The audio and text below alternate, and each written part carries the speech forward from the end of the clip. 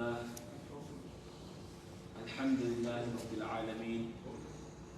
والعاقبة للمتقين والصلاة والسلام على أشرف الأنبياء والمرسلين وعلى آله وصحبه أجمعين. أما بعد فأعوذ بالله من الشيطان الرجيم. بسم الله الرحمن الرحيم.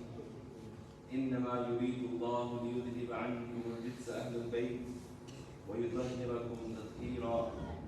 صدق الله مولانا العظيم. اللهم صل على سيدنا ومولانا محمد طب القلوب ودوائها وعافية الأبدان وشفائها ونور الأبصار وضيائها وعلى آله وصحبه وسلم. صلاة وسلام عليك يا رسول الله. الصلاة والسلام عليك يا رسول الله وعلى آلك وأصحابك يا حبيب الله. الصلاة والسلام عليك يا نبي الله وعلى آلك وأصحابك يا نور الله.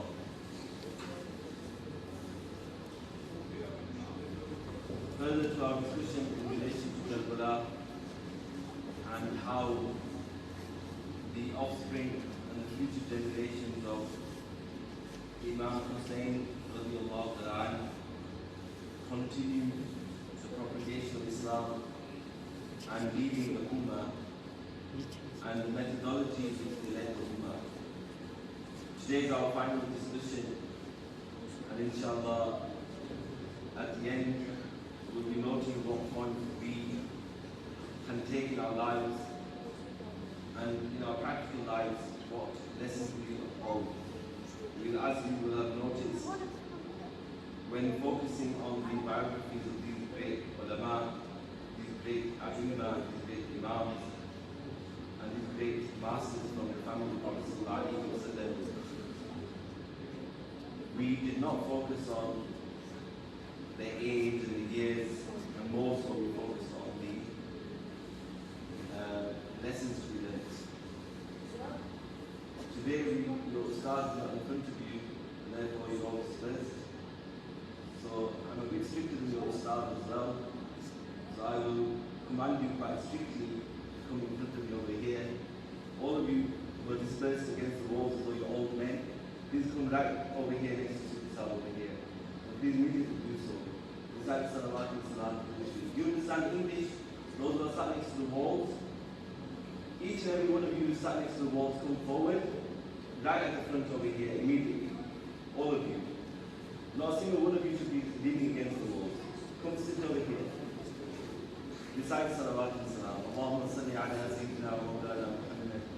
كلما ذكره الذاكرون صل على سيدنا ومولانا محمد كلما غفل عن ذكره الغافلون. الصلاة والسلام عليك يا رسول الله وعلى آلك وأصحابك يا حبيب الله. So the personality whose life we were discussing last week was Imam Zayn al-Abidin, whose actual name is Imam Ali ibn Hussayn. Today I will just give you some aspects of the teachings of Imam Abu Ja'far Muhammad al-Baqir, who is the son of Imam Zayn al-Abidin. And then his son, the famous Imam Ja'far al-Sadiq.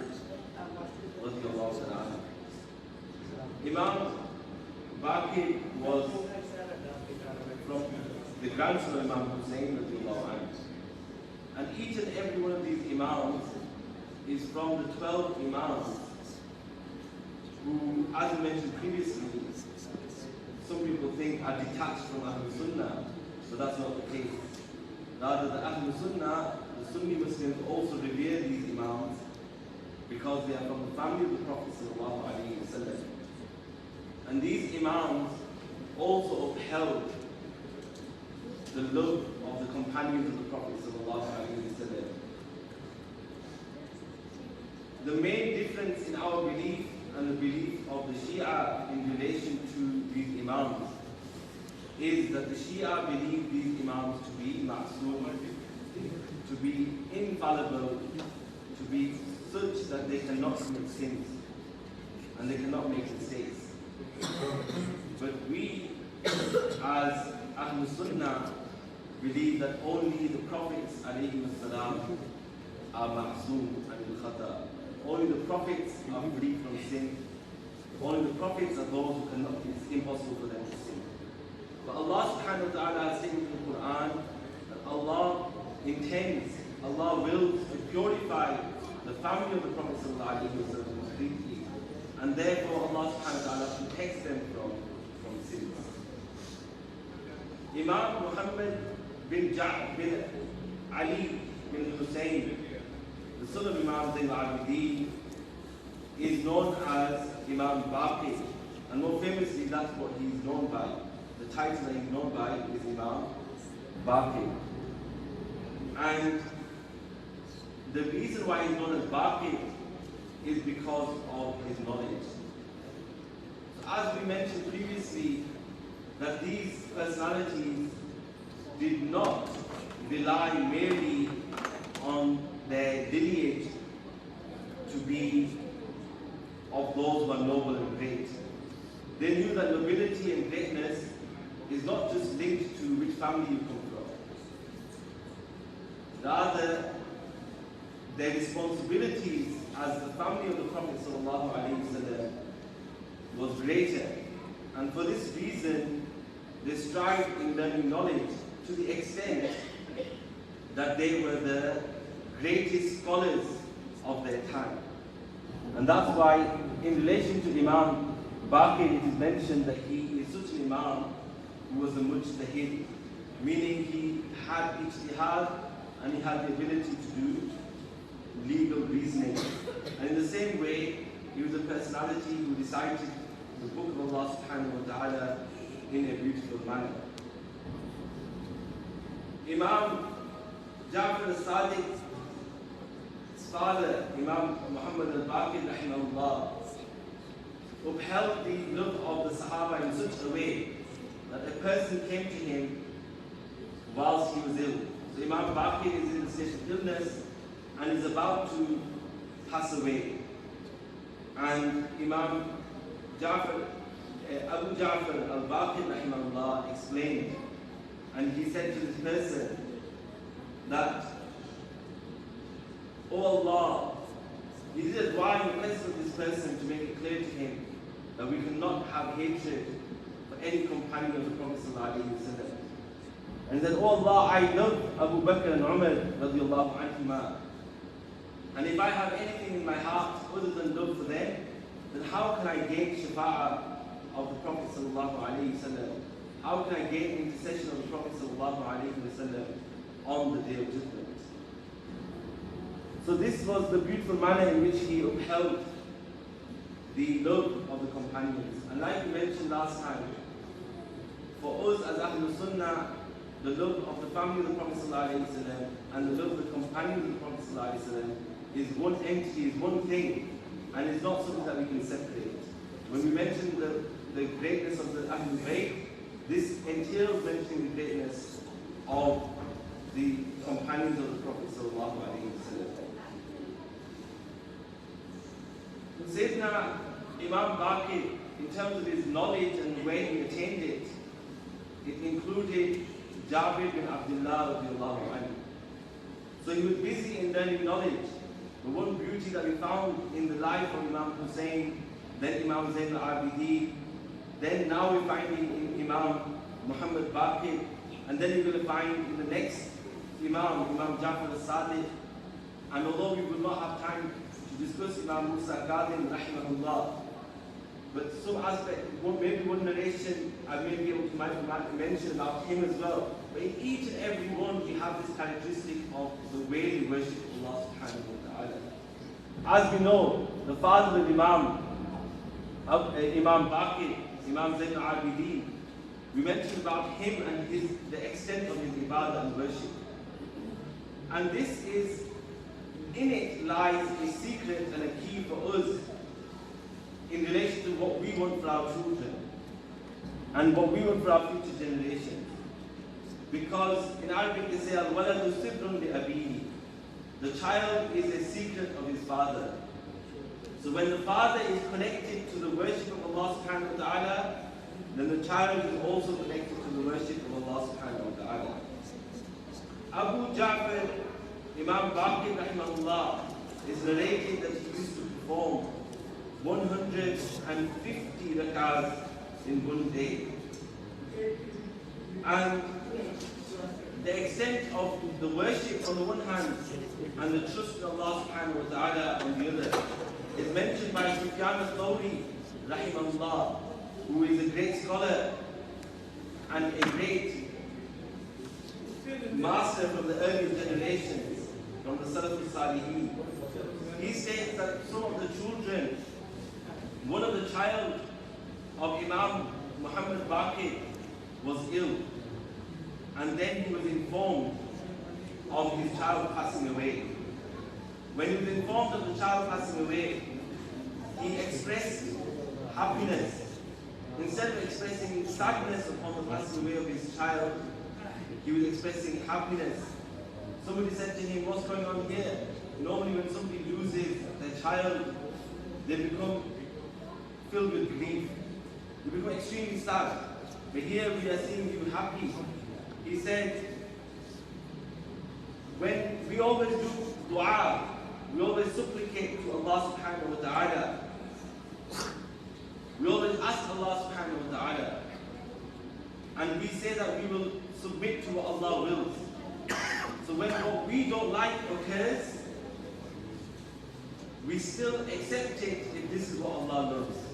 So I'm expressing happiness to express my happiness upon the judgment, upon the decree of Allah subhanahu wa ta'ala. And this in Arabic is known as al-rida bil-qada. This is expressing pleasure upon Allah subhanahu wa ta'ala's judgment. It's stated that from the golden statements of Imam Baqir rahimahullah, from his beautiful words includes that he said, and each and every one of these lessons that we're learning, including the few things that we mentioned from Imam Ja'far al-Sadiq rahimahullah, each of these things goes back to the Quran and Sunnah. Each thing is connected, each of these statements is connected to many verses and many ahadith of the Prophet ﷺ.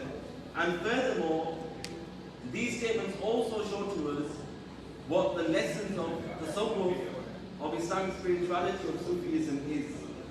Because the concept of Sufism, Islam, and tasawwuf and spiritual purity is connected to the purity of the heart. And one of the main things that the heart needs to be free from is kibr, is arrogance. And arrogance has been defined to be to see yourself to be better than somebody else in any way or form.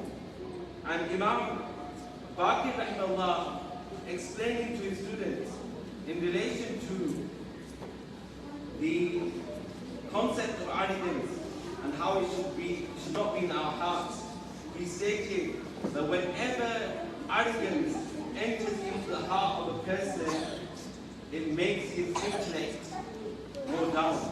According to how arrogant a person is, that's how less his intellect will be. But the intelligent person will know that he should not allow arrogance into his heart. Another one of the statements, and again, this is a ruh and a soul, the soul of the tasawwuf of spirituality, that we connect ourselves to the remembrance of Allah subhanahu wa ta'ala. The Quran says, "Udhkurullaha dhikran kathira." Remember Allah subhanahu wa ta'ala a lot. And Allah subhanahu wa ta'ala praises those people. رِجَالٌ لَا تُلْهِيهِمْ تِجَارَةٌ وَلَا بَيْعٌ عَنْ ذِكْرِ اللَّهِ وَإِقَامِ الصَّلَاةِ. Those people who, even though they are busy in their business and their worldly matters, but that does not make them heedless from the remembrance of Allah subhanahu wa ta'ala and from the performance of salah and from the giving of zakah. And that's why we have the 5 daily salahs as a way of reminding us of Allah subhanahu wa ta'ala. Once again, I'm going to ask for recitation of salawat and salam. I'm going to request the children to be quiet, to avoid disturbing us. اللهم صل على سيدنا ومولانا محمد كلما ذكره الذاكرون وصل على سيدنا ومولانا محمد كلما غفل عن ذكره الغافلون. So the zikr of Allah subhanahu wa ta'ala, the remembrance of Allah subhanahu wa ta'ala, that in the midst of your day, in the midst of your schedule, in the midst of what you do, during your daily routine, you have to leave that and to remember Allah subhanahu wa ta'ala. Imam Baqir rahimahullah says that lightning strikes. When it strikes, it hits a believer and it hits a disbeliever as well. So lightning doesn't look at who it's striking, but the lightning will never afflict the one who remembers Allah subhanahu wa ta'ala. And that's why the dhikr of Allah subhanahu wa ta'ala is a cure. Remembrance of Allah subhanahu wa ta'ala is a cure for is a protection from many calamities and is a cure for many diseases. The Quran states, "Ala bi dhikrillahi tatma'innul qulub." Nay, it is by the remembrance of Allah subhanahu wa ta'ala that the hearts gain peace. And it is this remembrance that protects the heart from many illnesses, and that then protects the body from many illnesses. Imam Baqir rahimahullah also stated that silahul li'ami qubhul kalami. He said that the li'am, the lowly people, the people who don't have any honor, their weapon is their ugly words. So when somebody uses bad words to another person, when upset with them, this is a sign of that person being lowly in their nature. And the person who protects his tongue from saying any bad words and saying any harsh words, then that person is a sign of their honor. Imam Jafar al-Sadiq, rahimahullah, I was mentioning some of his statements, and as we discussed, that Imam Baqir is the son of Imam Zayn al-Abidin and the grandson of Imam Hussayn, and Imam Jafar al-Sadiq is the great-grandson of Imam Hussayn, the grandson of Imam Baqir, and he is the son of Imam, great-grandson of Imam Hussayn, the grandson of Imam Zayn al-Abidin, and the son of Imam Baqir, rahimahullah. Imam Jafar al-Sadiq, as we mentioned in the previous discussion, is from the teachers of Imam Abu Hanifa, rahimahullah. And Imam Abu Hanifa, rahimahullah, passed those few years that he spent with Imam Jafar al-Sadiq to be the most valuable years of his blessed life. Imam Jafar al-Sadiq, rahimahullah, also made clear that the love of the companions of the Prophet ﷺ is an important matter for those who wish to attach themselves to the family of the Prophet ﷺ. He stated, "Ma arju min shafa'ati aliyin shay'an illa wa ana arju min shafa'ati Abi Bakr mithlahu." He said, "I do not hope for the intercession of Ali radiyaAllaahu anhu in any way except that I wish for the shafa'ah of the intercession of Sayyidina Abu Bakr similarly to it."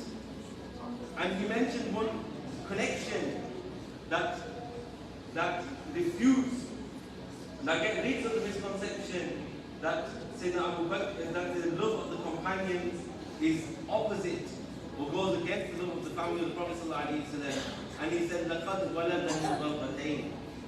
Sayyidina Abu Bakr as-Siddiq radiallahu anhu is connected to me in lineage in two ways. So remember that the mother of Imam Jafar al-Sadiq, rahimahullah, she was the daughter of Muhammad bin Abi Bakr as-Siddiq radiallahu anhu. She was the daughter of Qasim, who was the son of Muhammad bin Abi Bakr as-Siddiq. So she was from the lineage of Sayyidina Abu Bakr as-Siddiq radiallahu anhu. Imam Jafar al-Sadiq stated that as-salatu qurbanu kulli taqiyyin, that every pious person, the salah is sacrifice. So say somebody does not have enough money to sacrifice animals in the way of Allah subhanahu wa ta'ala, his salah and his performance of salah will be the qurbani for him. وَالْحَجُّ جِهَادُ كُلِّ ضَعِيفٍ. And the one who cannot do jihad, the one one who cannot struggle in the way of Allah subhanahu wa ta'ala, when the conditions are there for protection and defense of Islam and protection and defense of the truth, then Hajj is the jihad of such a person. وَزَكَاةُ الْبَدَنِ الصِّيَامِ. And he said the body, remember the word zakah means purity. And zakah, obviously within the pillars of Islam, refers to the wealth that you give to the poor. And that money that you give to the poor is purity of your wealth. If you do not give the zakah which is incumbent upon you, the impurity stays in your wealth, and the barakah and the blessings of the wealth is removed. And in the same way, the body needs purity as well, both spiritually and physically. And the beauty of the fast is that the fast is spiritually and physically and mentally a purity of the body. وَزَكَاةُ الْبَدَنِ الصِّيَامِ. In the hadith, the Prophet ﷺ said, "Sumu tasihhu." Fast and you will become healthy. So the fast is not only a way of gaining piety and taqwa. In the same way the Prophet ﷺ stated, "As-siyamu junnah." Fasting is protection. Fasting is a shield from sins. And that's why the Prophet ﷺ advised the youth that مَنِ اسْتَطَاعَ مِنْكُمْ الْبَاءَ فَلْيَتَزَوَّجْ. The one who has the ability to marry from the youth should marry. فَإِنَّهُ أَغَضُّ لِلْبَصَرِ وَأَحْسَنُ لِلْفَرْجِ. Because it protects the sight, it protects the private area, it protects one from falling into immorality by getting married. But if he is not able, وَمَنْ لَمْ يَسْتَطِعْ فَعَلَيْهِ بِالصَّوْمِ. The one who does not have the ability, then he should fast. فَإِنَّهُ لَهُ وِجَاءٌ. Because fasting will be a protection for him. Fasting is a shield for him. And he stated that increase your rizq, increase your provenance, the sustenance that you receive through sadaqah, and protect and fortify your wealth through zakah.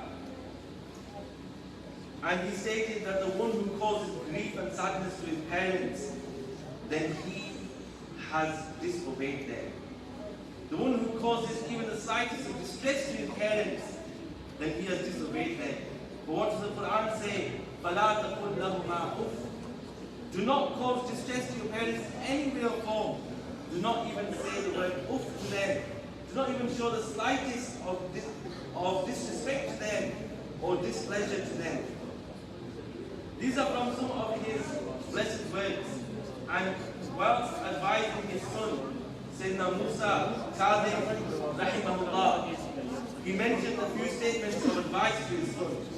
And these words of advice that Imam Ja'far al-Sadiq gave to his son are just as much golden words of advice for ourselves. He stated that the one who was happy and content with what Allah subhanahu wa ta'ala had given to him, then Allah subhanahu wa ta'ala will make him rich and independent. And the one who spread out his eyes and sight to what is in the hands of somebody else, what was not to be for him, then he will die as a poor person. And the one who saw the mistake of somebody else to be small, he will see his own mistake to be big. And the one who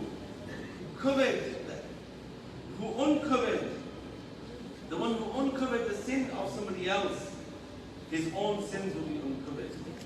And the one who raised the sword in treachery against the leaders of Islam, then he will end up facing the same sword. And the one who dug a hole, dug a well to throw his brother into that well, then Allah subhanahu wa ta'ala will throw him into that well. In the same way, Imam Ja'far al-Sadiq, rahimahullah, advising his son, but this advice is just as much alive for us, alive for every child, adult, and elderly person amongst us. Imam Ja'far al-Sadiq said, the one who sits around people of ignorance, he will become disgraced. And the one who sits amongst the scholars, he will be honored. Why is this the case? Because as the Prophet ﷺ said, that the example of a good companion is like going to the shop, to a perfume shop. Now when you have a good companion, even if you do not buy the perfume from the perfume shop, when you leave from there, you will smell of perfume. You will have good smell on you. In the same way, when you are around a good person, even if you are not good yourself, but by being around that person, you will have a positive vibe about you. But when you are with a bad person, then it is like going to somebody with a woodwork or metal work. And when you are around the person with metal work, even if you do not physically touch the metal yourself, but when you come out, you will have that effect of metal work on you. In the same way, Imam Jafar al-Sadiq said to his son, and this advice is for all those of us who are present, but then especially to those whose silsila, whose spiritual path and chain connects to Imam Jafar al-Sadiq, rahimahullah, and this is most spiritual chains of tasawwuf. He says, "Kul min al-Qur'an tariyan." Be from he who recites the Quran, and be from he who spreads the teaching of Islam, and be from he who commands good, and be from those who prevent evil. And he said, there is nothing that you can have that is more virtuous than piety, and there is nothing better that you can have than silence. Because the Prophet ﷺ said, the one who believes in Allah subhanahu wa ta'ala and the day of judgment, then he should speak good or he should remain silent. Silence is a very beautiful thing. And he said, وَلَا شَيْءَ أَحْسَنَ مِنَ السَّمْتِ. There's nothing better than remaining silent. And there is no enemy that is more harmful than ignorance. And there is no disease that is more destructive than lying. And at the end, and I suppose this will be also a summary of what we learned. As I mentioned earlier, the focus when looking at these blessed lives of these Imams has been on their teachings rather than the mere events that occurred. But right at the beginning of our discussion, we talked about Karbala. And for some, when they talk about the history of Karbala, it was certainly Qiyamat al-Zuhra. It was certainly a situation that's very, very sad, a very sad scene to see in the history of Islam. But it did not stop at Karbala. Karbala was not the end. Karbala was the revival of Islam. And by the grace of Allah subhanahu wa ta'ala, the lineage of Imam Hussayn radiyaAllaahu anhu is alive to the day of judgment. The lineage of Imam Hassan radiyaAllaahu anhu is alive to the day of judgment. Whilst the lineage of Martyrdom, of Yazid, cannot be seen anywhere. And it will not be seen anywhere. Nobody will be prepared to attach themselves to the lineage of Yazid, and nor does he have any lineage. But not only was the lineage alive, but the teachings of that lineage were alive, the leadership of that lineage was alive. And those great personalities gave us teachings that if we uphold them, we will uphold the true teachings of the Quran and Sunnah. And by following their path, we will be on the path of their grandfather, Sayyidina Rasulullah sallallahu alayhi wa sallam. In the last sentence, in the last few sentences, Imam Jafar al-Sadiq rahimahullah mentioned the three key ingredients that are needed to do any good deed. For our good deed to be accepted, we need to have three things within it. That includes whether we perform our salah, that includes whether we fast, that includes whether we spend in the will of Allah subhanahu wa ta'ala. These three things are needed. The first thing is to not delay doing the good action. Do not put the good action at the back of our list and at the back of our priority, but rather do the good action as soon as it can. It came to your heart that you want to give in the will of Allah subhanahu wa ta'ala, don't delay that. Give it immediately. So the first thing is to do the action quickly. And the second is to not see the action to be great. Do not think that what I've done is so huge and so great and so immense. Because when you do that, it will no longer have that key ingredient of what is ibadah. Because the very definition of ibadah is to have humbleness. And the third ingredient is to hide and conceal that. To hide the good deed that we did. To not show off about it. To keep that between you and Allah subhanahu wa ta'ala. And that takes us back to Imam Zayn al-Abidin. How was it that after when he passed away, how many households found out that the person who was assisting us was Imam Zayn al-Abidin? But yet he had never revealed this in his life. How much actions he did without anybody knowing that the person who was doing this action was this great Imam. And whilst you look into his biography, you'll find that illness overcame him. Illness came to him on many parts of his life. And so many people know him by his title of his illness. But illness did not stop him from these actions of ibadah. May Allah subhanahu wa ta'ala grant us the tawfiq of husn ibadah. Grant us true love in the core of him and his Habib and those who are beloved to them. Ameen. Bijah Nabi al-Kareem.